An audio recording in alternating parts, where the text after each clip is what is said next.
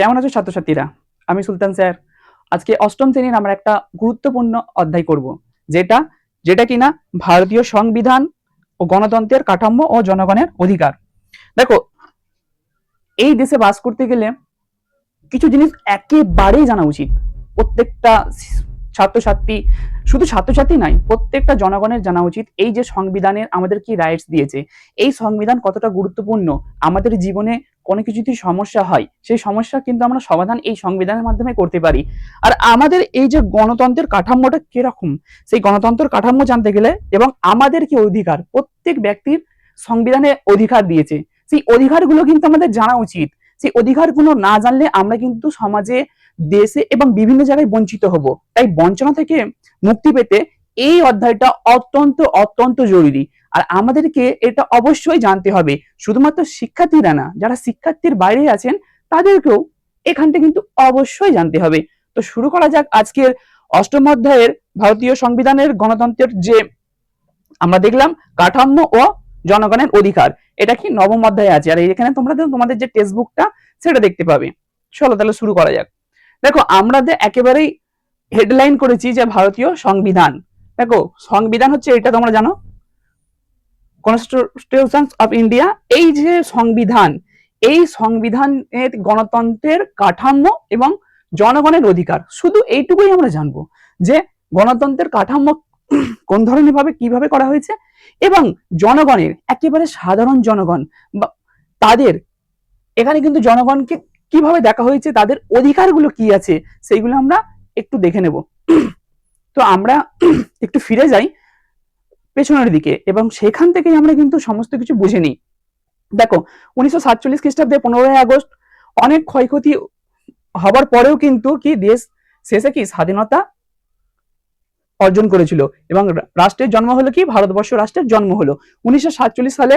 ভারতবর্ষ যে রাষ্ট্রের জন্ম হলো সেইটা 100, দেখো পলাশির যুদ্ধের পর থেকে আমরা কিন্তু প্রায় ব্রিটিশ ইস্ট ইন্ডিয়া কোম্পানির কাছে পরাধীন হয়ে গেছিলাম। পরবর্তীতে ব্রিটিশ সরকার সেটাকে আয়ত্ত করে নিয়েছিল।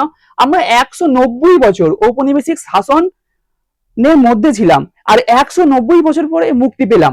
এই মুক্তি কিন্তু অত্যন্ত আনন্দদায়ক। কেন? 190 বছর একটা দেশ, জাতি এবং সমস্ত জনসংখ্যা পরাধীন ছিল।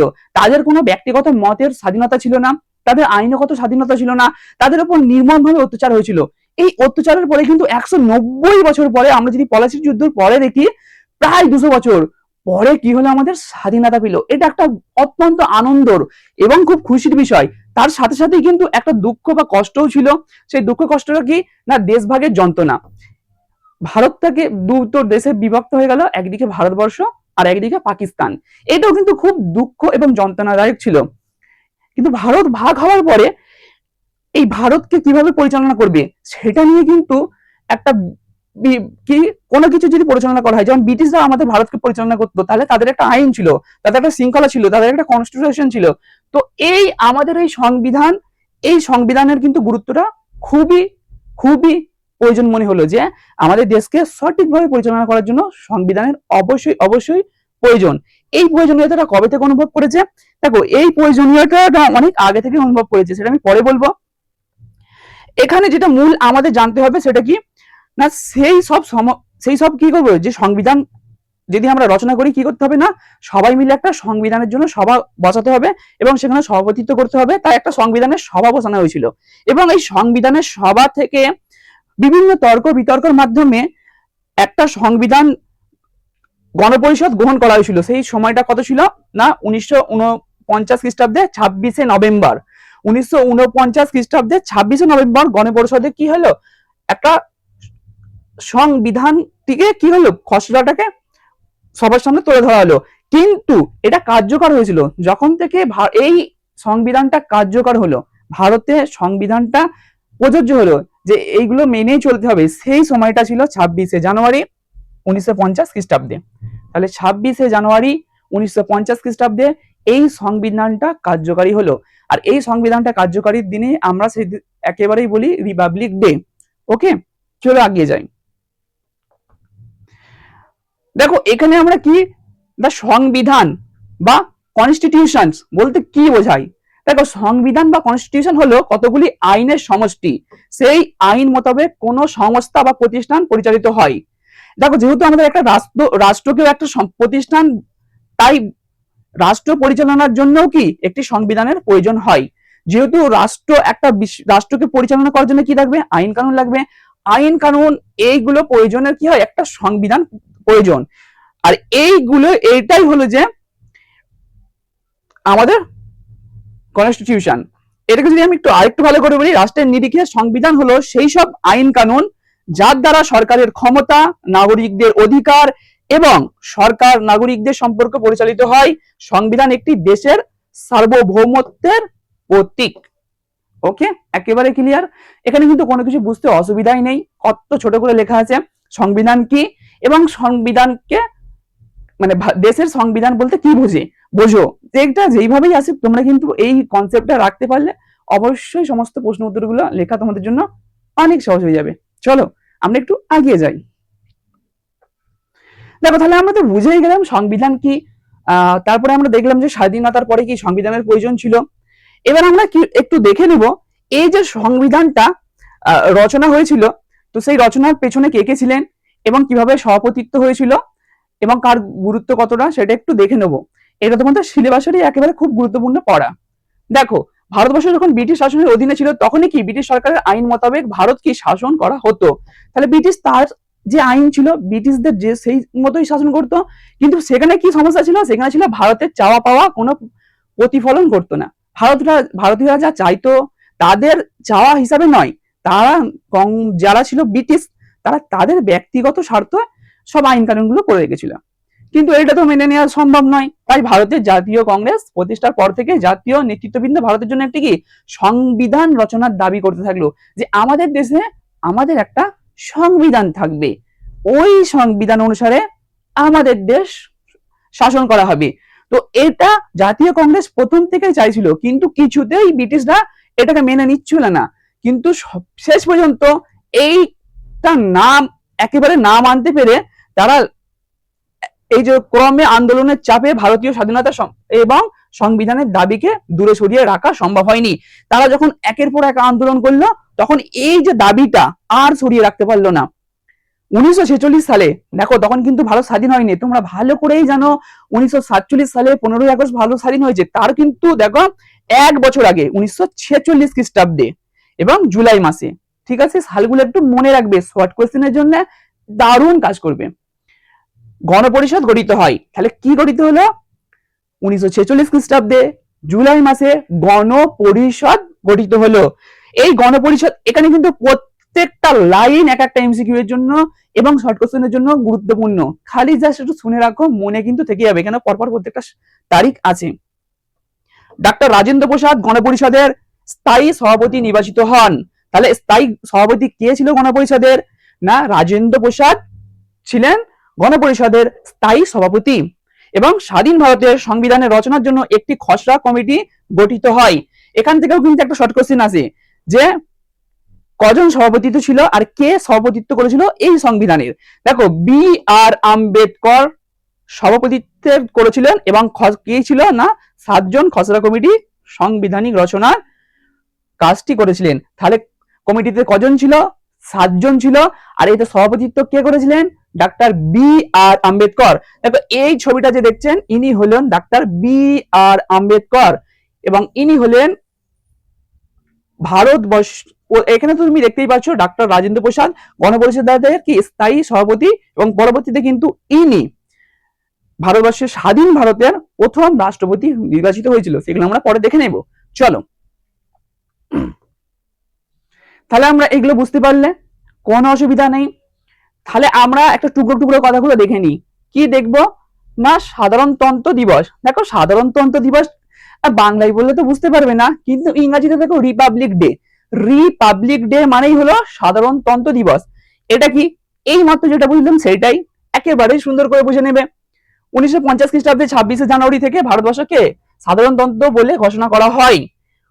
তাই ওই দিনটিকে সাধারণতন্ত্র দিবস পালিত হয়। তাহলে 26শে জানুয়ারি 1950 খ্রিস্টাব্দে কি হয়েছিল না, সংবিধান কার্যকারী হয়েছিল। আর সেই দিনটাকেই সাধারণতন্ত্র বলেছিল তাই সেটাকে রিপাবলিক ডে বা সাধারণতন্ত্র দিবস পালন করা হয়, একেবারে পরিষ্কার। এবং কি ভারতবর্ষের সংবিধান বিশ্বের সব থেকে বড় সংবিধান, যতগুলো সংবিধান আছে পুরো পৃথিবীতে সব থেকে বড় সংবিধান হলো আমাদের ভারতবর্ষের সংবিধান। আর আমাদের ভারতবর্ষের সংবিধানের সৌন্দর্য কি জানো? আমাদের ভারতবর্ষের সংবিধানের সৌন্দর্য হলো এটাই যে বিভিন্ন দেশ থেকে সংবিধানের শ্রেষ্ঠ বিষয়গুলো ভারতের সংবিধানে গ্রহণ করা হয়েছে। যেই যেই বিষয়গুলো যেই দেশের সংবিধানে মনে হচ্ছে শ্রেষ্ঠ, সব থেকে সুন্দর, সেইগুলোকে নিয়ে নিয়ে পুরো সংবিধানটা আমাদের গঠিত করা হয়েছে। তাহলে এইটাই তো একটা সৌন্দর্য। কেন কোনো একটা পার্টিকুলার সংবিধানকে বা কোনো একটা পার্টিকুলার আইনের কে বেসিসে হয়নি, যেই দেশের যেই আইনটা মনে হচ্ছে ভালো সেই আইনগুলো নিয়ে একত্রে আমাদের সংবিধানটা করা হয়েছে। যেমন কি কয়েকটা আমি উদাহরণ বলে দিই, যেমন হচ্ছে মার্কিন যুক্তরাষ্ট্র থেকে যুক্তরাষ্ট্রীয় ব্যবস্থা। দেখো এই তো ইউনাইটেড, এই যে যুক্তরাষ্ট্রীয় ব্যবস্থা, যেমন প্রত্যেকটা রাজ্য কি কেন্দ্রের সঙ্গে যুক্ত, এই বিষয়টা নিয়েছে যুক্তরাষ্ট্র মানে আমেরিকার কাছ থেকে, মার্কিন যুক্তরাষ্ট্র ইউএসএ। ওকে, ইংল্যান্ডের থেকে কি হয়েছে মন্ত্রিসভা পরিচালিত শাসন ব্যবস্থা নেওয়া হয়েছে। আয়ারল্যান্ডের কাছ থেকে কি নিয়ে দেওয়া হয়েছে নিদর্শনমূলক নীতি ইত্যাদি। এইভাবে বিভিন্ন আছে, তাই ইত্যাদি আমি বলে দিলাম। বুঝতে পেরে গেছো? পুরো কনসেপ্ট ক্লিয়ার? ওকে, চলো আগে চলি। এবার আমরা একটু দেখে নেব যে কেন্দ্রীয় শাসন বিভাগ। কেন্দ্রীয় শাসন বিভাগকে আমরা বলি সেন্ট্রাল অ্যাডমিনিস্ট্রেশন। দেখো অনেক সময় তোমরা শুনেছো state and central, state and central. Central বলতে কেন্দ্রীয় যে সেটাকে বলে, আর স্টেট বলতে যে রাজ্য সেটা বলে। তো এখানে কেন্দ্রীয় শাসন ব্যবস্থা, আমাদের দেশ যে পরিচালনা হয়, শাসন ব্যবস্থা যে পরিচালনা হয় সেটা কিভাবে হয়, এই যে সেন্ট্রালে কেন্দ্রীয়, এই কেন্দ্রীয়টা কিভাবে হয় এটা তো অবশ্যই আমাদের জানা উচিত। আমরা একজন ভারতীয়, আমরা জানবো না আমাদের দেশ কিভাবে পরিচালিত হয়, শাসন ব্যবস্থা কিভাবে পরিচালিত হয়? এটা অত্যন্ত অত্যন্ত জরুরি। কারণ একজন ভারতীয় নাগরিক হিসাবে আমার দায়িত্ব আমার দেশের সম্বন্ধে আমার জানা এবং আমার দেশের আইন মানা। তো আমাদের এগুলো অবশ্যই জেনে রাখা উচিত। এগুলো শুধুমাত্র যে শিক্ষার জন্য বা নাম্বার পাওয়ার জন্য নয়, এগুলো কিন্তু ব্যক্তিগত জীবনেও কাজে লাগবে।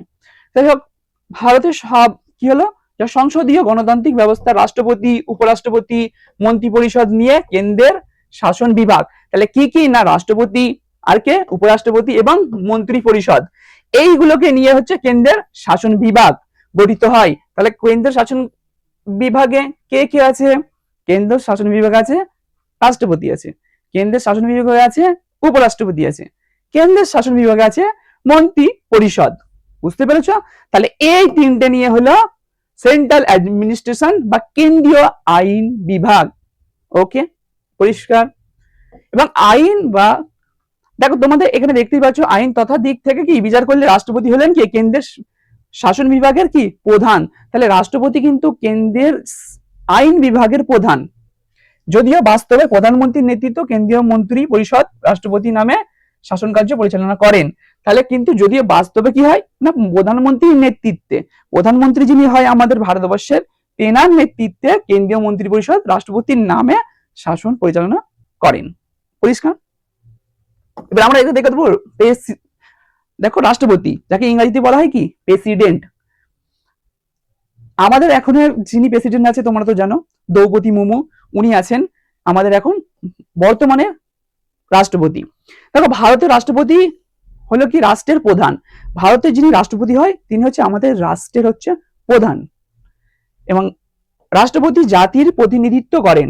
কার প্রতিনিধিত্ব করে? পুরো দেশের যে জাতি, পুরো জাতির প্রতিনিধিত্ব করেন হচ্ছে প্রেসিডেন্ট বা রাষ্ট্রপতি। ভারতের রাষ্ট্রপতি এক বিশেষ পদ্ধতিতে 5 বছরের জন্য নির্বাচিত হন। এক বিশেষ পদ্ধতিতে কেন? কারণ সাধারণ মানুষ তাকে ভোট দিয়ে তাকে নির্বাচিত করতে পারে না। তাকে নির্বাচন করার জন্য কি করতে হয়, একটা নিয়ম আছে।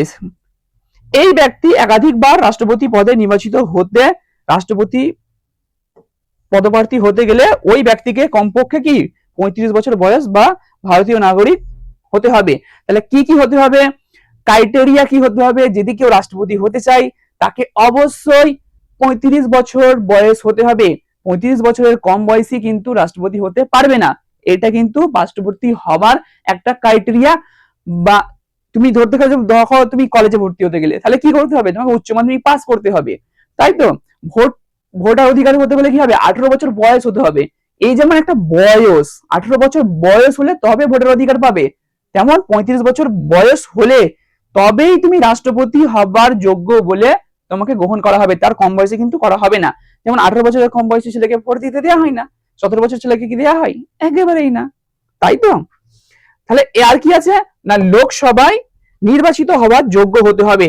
তাহলে কি করতে হবে না, লোকসভায় যে নির্বাচিত হওয়ার যোগ্য হতে হবে, এবং সরকারি কোনো লাভজনক পদে তিনি নিযুক্ত থাকতে পারবেন না।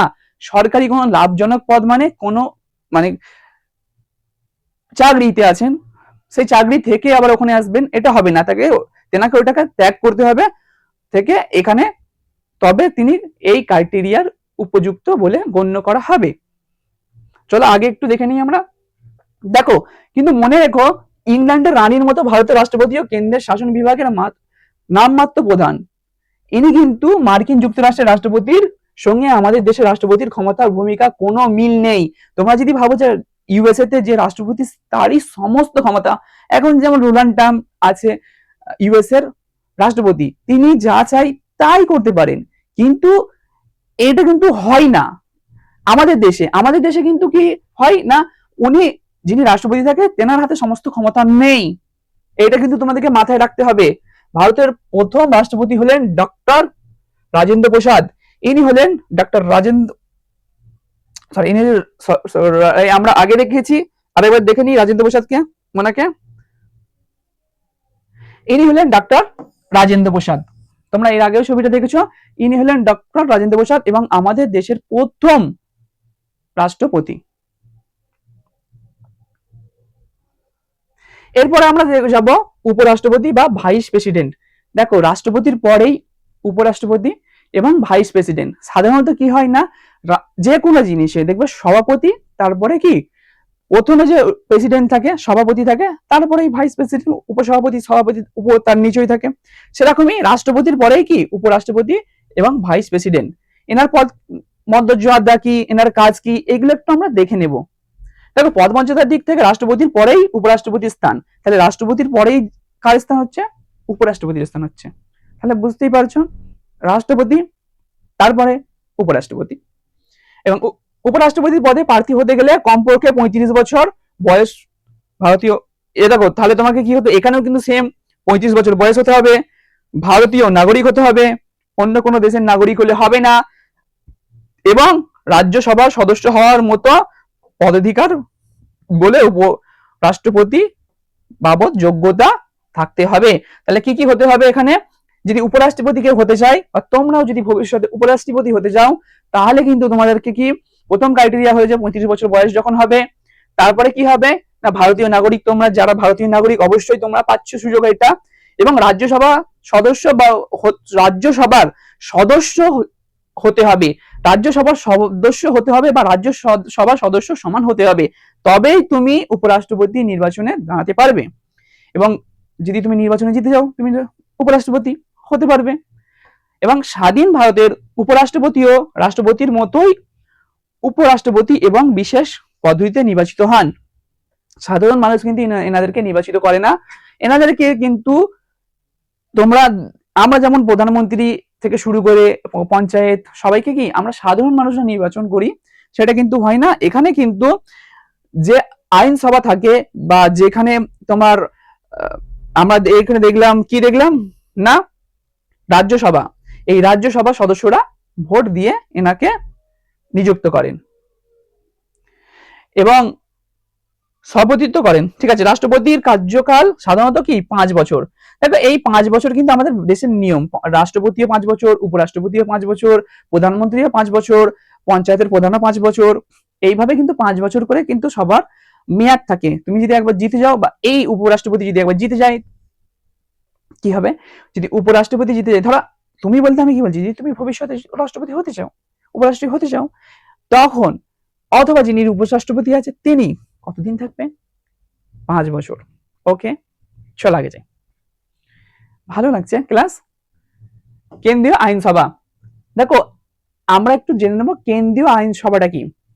যেখান থেকে আইন তৈরি হয়, সেটাকে আইনসভা বলে। আমাদের দেশে বিভিন্ন যে আইন আছে সেই আইনগুলো যদি কিছু সংশোধন করা হয় বা নতুন করে কোনো আইন অ্যাডাপ্ট করা হয় তখন কোথায় করা হয়? এই কেন্দ্রীয় আইনসভায়। কেন্দ্রীয় আইনসভাটা কি, কেন হয়, এখানে কয়টা কক্ষ আছে আমরা একটু জাস্ট দেখে নিই। দেখো, রাষ্ট্রপতি ও 2 কক্ষ বিশিষ্ট একটি আইনসভা নিয়ে ভারতের কেন্দ্রীয় আইনসভা বা সংসদ গঠিত। এই সংসদ শব্দটা তোমরা তোমাদের জীবনে অনেক শুনবে।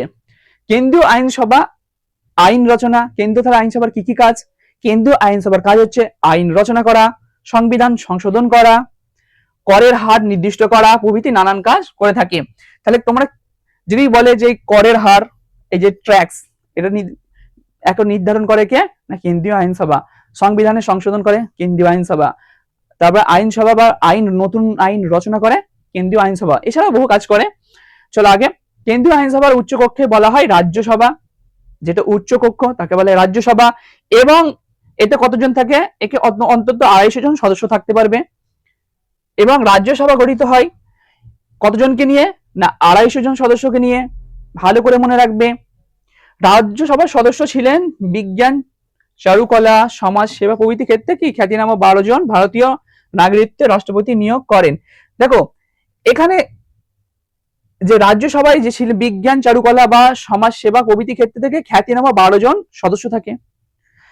এই 250 জনের মধ্যে কি চারুকলায় যে স্পার্ট, বিজ্ঞান চর্চায় যে স্পার্ট, সমাজ সেবায় যে স্পার্ট, সেরকম 12 জন কিন্তু সদস্যকে নেওয়া হয়, যারা কিন্তু এই ভারতীয় নাগরিকত্বে রাষ্ট্রপতি নিয়োগ করেন।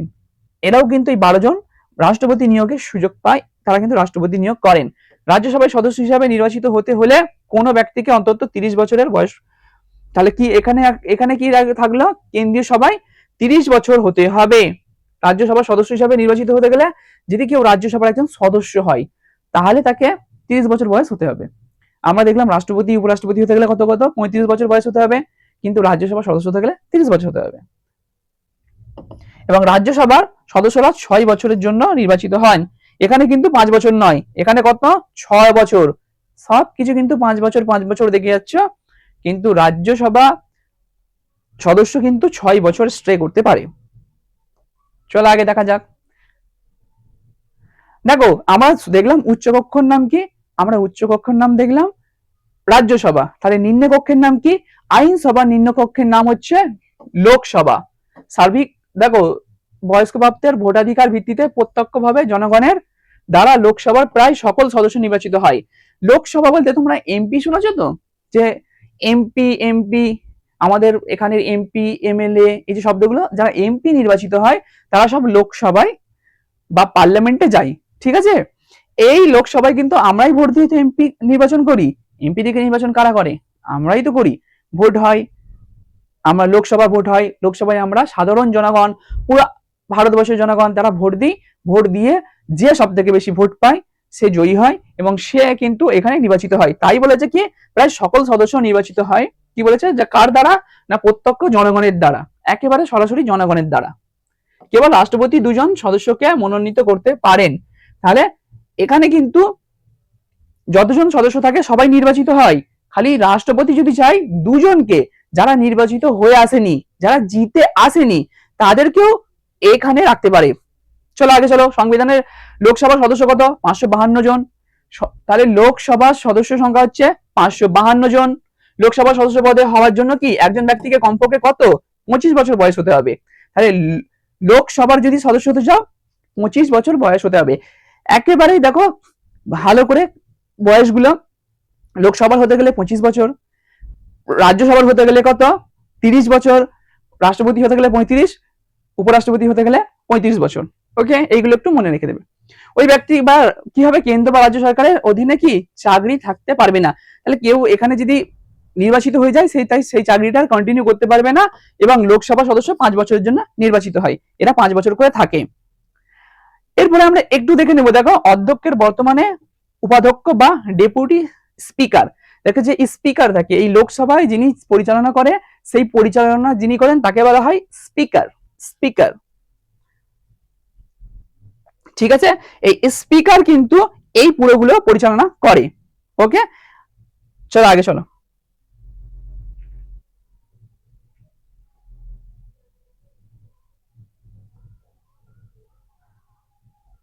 চলো রাজ্যের আইনসভা আমরা দেখে নিই। দেখো রাজ্যের আইনসভা কি আছে? ভারতের সংবিধান অনুযায়ী ভারতের প্রতিটি অঙ্গরাজ্যে একটি করে আইনসভা আছে। যতগুলো অঙ্গরাজ্য আছে সবকটা অঙ্গরাজ্যে একটা করে কি আছে না আইনসভা আছে। আইনসভাগুলো দেখবে এরকম দেখতে, সবাই দেখবে বসে আছে, সেখানে আইন কি হচ্ছে আইন, সেখানে যতগুলো আইন তৈরি হয় সেগুলোকে এখানে ইমপ্লিমেন্ট করার জন্য বা সেখানে আলোচনা হয় এইসব বিষয়ে। তো আমরা কি দেখবো কোন কোন রাজ্যের আইনসভা এক কক্ষ, দেখো কারো কারো একটা কক্ষ মানে এক কক্ষ বলে, আবার কোন কোন রাজ্যের আইনসভা এক কক্ষ বিশিষ্ট, কারো আবার এক কক্ষ, কারো আবার এক কক্ষরও দ্বিকক্ষ আছে, কারো এক কক্ষ নয় দুটো কক্ষ আছে। কিন্তু আমাদের পশ্চিমবাংলার যে আইন সেটা হচ্ছে এক কক্ষ। যে সমস্ত রাজ্যের আইনসভা দ্বিকক্ষ বিশিষ্ট তাদের উচ্চকক্ষের নাম কি বিধান পরিষদ। কি নাম বিধান পরিষদ। এবং নিম্নকক্ষের নাম কি বিধানসভা। তাহলে একটা কি হলো বিধান পরিষদ, একের নামের সঙ্গে দেখো মিল আছে, বিধান এটাও বিধান, তাহলে নিম্নটা সভা বিধানসভা আর এটা বিধান পরিষদ। শুধু একটু এ করে দিলে তোমার মনে পুরোপুরি থেকে যাবে। পশ্চিমবঙ্গের আইনসভা কি এক কক্ষ বিশিষ্ট, আমি তোমাকে আগেই বললাম। এবং আমাদের এটার নাম কি, আমাদের এটার নাম হচ্ছে বিধানসভা। আমাদের যে সেটার নাম হচ্ছে বিধানসভা। রাজ্যপাল বিধানসভা এবং বিধান পরিষদের অথবা কেবল রাজ্যপাল বিধানসভা রাজ্য এবং রাজ্য আইনসভা গঠিত হয়। এখানে বিধানসভার রাজ্যপালের ভূমিকা যথেষ্ট গুরুত্বপূর্ণ আমরা দেখতে পেলাম। আগে চলো দেখো রাজ্যপাল হচ্ছে গভর্নর। আমরা একটু আগে রাজ্যপাল শুনলাম, তো রাজ্যপালকে ইংরেজি বলে গভর্নর। রাজ্যের শাসন ব্যবস্থার সবার উপরে রাজ্যপালের স্থান। রাজ্যে যে সমস্ত শাসন ব্যবস্থা হয় সবার উপরে কি আছে রাজ্যপালের স্থান, যদিও তিনি নিয়মতান্ত্রিক বা নামমাত্র প্রধান।